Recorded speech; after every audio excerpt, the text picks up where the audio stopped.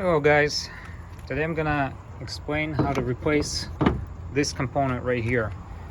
This is the plastic piece of the Octavalve supermanifold piece part of the car. Usually you would replace this whole assembly together.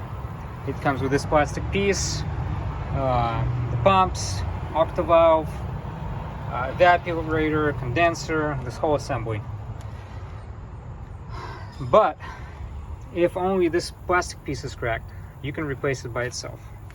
The easiest way to replace it is to remove this whole assembly and then replace the plastic part like outside of the car and then reassemble everything. That's the easiest way, and that's the way I recommend doing it if you don't have a Freon in the car anymore, if the Freon leaked out. But this car has Freon still, even though the pipes are a little bit bent, but nothing critical from what I can see. So I don't want to drain the Freon, so I'm gonna try to replace just the plastic piece. So first of all, the instructions on how to remove this whole assembly.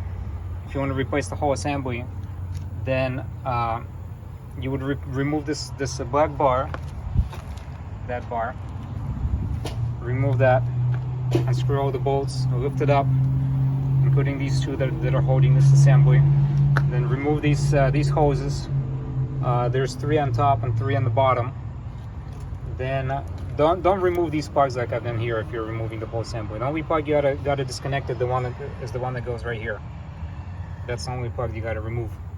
Oh, and this one right here as well, the ones that go on these coolant lines. So remove those plugs, and then this whole unit should come out, and then you can replace the plastic piece by moving over the motors and the Octavalve.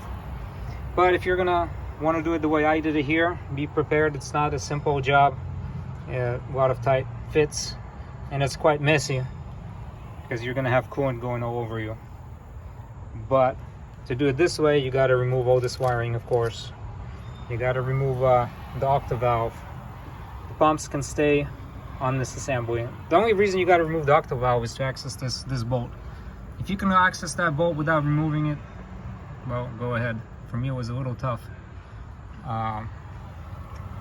So basically, the bolts that hold this. Oh, actually, well, before you remove that thing, you got to remove this coolant reservoir. It's held on by 2 of these,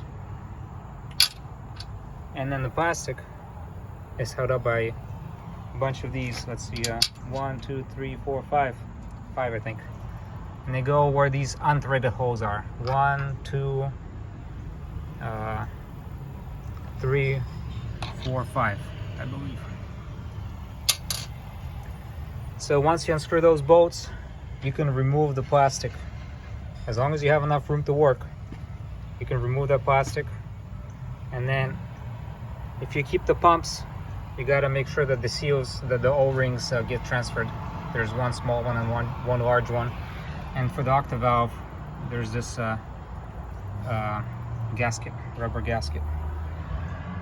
And the refrigerant, the Freon is still, the refrigerant base is still inside. I didn't let any of it out. So yeah, and reassemble in the same order in reverse, of course. Put the plastic with the pumps, screw it on, screw on the Octavalve, connect the wires, hoses, and all these parts, and you should be good to go. If this video is helpful to someone, as always, please leave a comment so that I can know that people are actually watching these videos and it's worth my time to make them. Thank you.